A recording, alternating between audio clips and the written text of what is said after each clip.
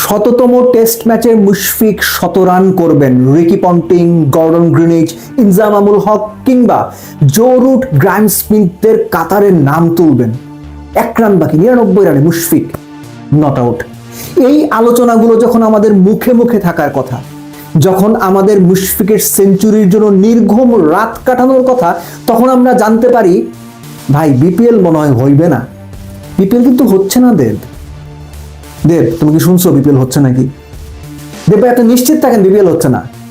এই যে 4টা রিয়াকশন বা বিভিন্ন রকম কথা বললাম বা কমেন্টস করলাম, আমাকে উদ্দেশ্য করে বলা বিসিবির বিভিন্ন লোকের কথা, কেউ পরিচালক, কেউ কর্মকর্তা, কেউ বিসিবি সংশ্লিষ্ট। বিপিএল হচ্ছে না বা হবে না ভাই, কেন? তার অন্যতম প্রধান কারণ যে 5টা ফ্র্যাঞ্চাইজির 10 কোটি টাকা করে ব্যাংক গ্যারান্টি দেওয়ার কথা, 18 তারিখ ছিল শেষ তারিখ ব্যাংক গ্যারান্টি জমা দেবার, সেটাও এক দফার সময় পরিবর্তন করে এক পক্ষ বলছে শুধুমাত্র রংপুর রাইডার্স তারা ব্যাংক গ্যারান্টি দিয়েছে, এবং এর সঙ্গে ঢাকার ফ্র্যাঞ্চাইজি বোধহয় 10 কোটি টাকার জায়গায় 5 কোটি টাকার দেওয়ার কথা বলেছে, বাকিরা কেউ দেয়নি। কেউ বলছে নাবিল গ্রুপ এবং বসুন্ধরা গ্রুপ শুধু দিয়েছে, বাকি 3টার কোনো খবরই নেই। অর্থাৎ বিপিএল ফ্র্যাঞ্চাইজিগুলো 6 তারিখে যখন ঘোষণা করা হলো এই 5টা ফ্র্যাঞ্চাইজি দল গঠন করতে পারবে, 2 কোটি টাকা এন্ট্রি ফি জমা দেওয়া হয়েছে, এর মধ্যেও মানে গল্প আছে, আলোচনা আছে, 1-2 ফ্র্যাঞ্চাইজি নাকি 2 কোটি টাকাও দেয় নাই।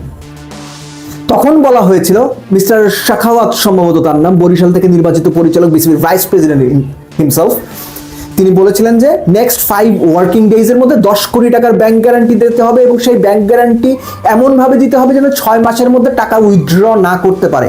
তাতে যদি পেমেন্ট ডিসপিউট তৈরি হয়, কোনো ফ্র্যাঞ্চাইজি টাকা না দিয়ে আগের মতো ভেঙে যেতে চায়, ওই 10 কোটি টাকা থেকে দেওয়া হতে পারে। ওই 5 ওয়ার্কিং ডেজে কেউ টাকা পয়সা জমা দেয় নাই 10 কোটি টাকা। পরবর্তীতে সময় দ্বিতীয়বার বাড়িয়ে 18 তারিখ 18ই নভেম্বর 2025 এই সময়ে নির্ধারণ করা হয়েছিল যে ব্যাংক গ্যারান্টি দিতে হবে 10 কোটি টাকা। আনফরচুনেটলি খবর আসছে, যেটা আমি একটু আগে বলছিলাম, কেউ বলছেন 1টা ফ্র্যাঞ্চাইজি দিয়েছে, কেউ বললেন কোনো ফ্র্যাঞ্চাইজি দেয়নি, কেউ বলেন 2.5টা ফ্র্যাঞ্চাইজি দিয়েছে, 2টো ফ্র্যাঞ্চাইজি দিয়েছে 10 কোটি টাকা করে, আরেক ফ্র্যাঞ্চাইজি 5 কোটি টাকা দিয়েছে। এবং এই ঘটনাগুলো সঠিক, এই তথ্যগুলো বেশিরভাগই সঠিক। এটা কখন বুঝবেন জানেন? যখন এই সংক্রান্ত বিষয়ে আপনি বিসিবির লোকজনকে ফোন দেবেন, পরিচালকদের ফোন দেবেন, কর্মকর্তাদের ফোন দেবেন, কেউ আপনার ফোন ধরবে না, এবং যারা ফোন ধরবে তারা ঝেড়ে কাশবে না, প্যাচ কাটিয়ে বের হয়ে যাবে, মেসির মতো ড্রিবলিং করে বের হয়ে যাবে। এবং এই যে 2-3 জন আমার ফোন ধরে মেসির মতো ড্রিবলিং করে পাশ কাটিয়ে বের হয়ে গিয়েছেন, 2-3 জন ফোন ধরেননি, দিনে 2-3 বার নর্মালি কাউকে ফোন দেওয়া আমার অভ্যাসের মধ্যে পড়ে না, সেটাও আমি করেছি কনফার্ম হওয়ার জন্য। তো তারা যখন ফোন ধরেননি তখন আমি শিওর হয়ে গেছি আমি যেটা শুনেছি বা যা শুনেছি তার বেশিরভাগ অংশ সত্যি। 10 কোটি টাকার ব্যাংক গ্যারান্টি ইদার কোনো ফ্র্যাঞ্চাইজি জমা দেয় নাই, অথবা হাতে গোনা 1-2টা ফ্র্যাঞ্চাইজি জমা দিছে, এবং যার অবধারিত রেজাল্ট সংখ্যা তৈরি করেছে বিপিএল হচ্ছে কিনা। এবং বিপিএল যদি না হয়, আপনি নিশ্চিত থাকেন তার আগে যে 18 তারিখ চলে গেছে, 18 তারিখ থেকে ফার্স্ট ডিভিশন ক্রিকেট লিগ শুরু হওয়ার কথা ছিল, সেটা পিছিয়ে 25 নভেম্বর ডেট ফিক্স করা হয়েছে। এরই মধ্যে সিসিডিএম যারা লিগ চালায়, ঢাকা লিগ, সেটার যদি চেয়ারম্যান আদনান দীপন, তার এগেনস্টে মামলা টামলা ছিল, এখন তার এগেনস্টে ওই কি বলে যেন গ্রেফতারি পরোয়ানা বোধহয় জারি হয়েছে। তিনি এখন কোথায় আছেন কেউ জানে না, শোনা যাচ্ছে তিনি নাকি রিজাইন লেটার পাঠিয়ে দেবেন, ভাই আমি পাচ্ছি না। এই যে ফার্স্ট ডিভিশন লিগ মাঠে চালানো অসম্ভব হয়ে যাচ্ছে প্রায়। বিপিএল অনিশ্চিত হয়ে গেছে, কিভাবে হবে কেউ জানে না, অকশনে কিভাবে কি করা হবে কারো কোনো ধারণা নেই। অনেকে বলছেন বিপিএলটা হচ্ছে না আসলে। এই হচ্ছে অবস্থা, এই হচ্ছে বর্তমান বিসিবির বাস্তব চিত্র। এই জন্যই বলছিলাম শুরুতে মুশফিকের 99 নট আউট, 100তম টেস্টে মুশফিক 100 করে নিজে চূড়ায় উঠবেন, বাংলাদেশ ক্রিকেটকে গর্বিত করবেন, আমরা আনন্দিত হবে, আমরা ভক্ত, দর্শক, সমর্থক, সাংবাদিক যারা আছেন তারাও গর্বিত হবে।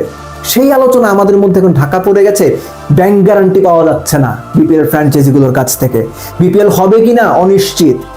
এবং বিপিএল এর যে টাইম ফেজটা, অনেকে বলছেন যে জাতীয় নির্বাচনের যে স্কেডিউল ঘোষণা করা হয়েছে বা অ্যাপ্রক্সিমেট টাইম দেওয়া হয়েছে, তার আগে বিপিএল নিয়ে মানুষ ব্যস্ত থাকবে না, জাতীয় নির্বাচন হবে। তো সব মিলে আমিনুল ইসলাম বুলবুলের বউ স্মরণকালের সবচেয়ে ভয়াবহতম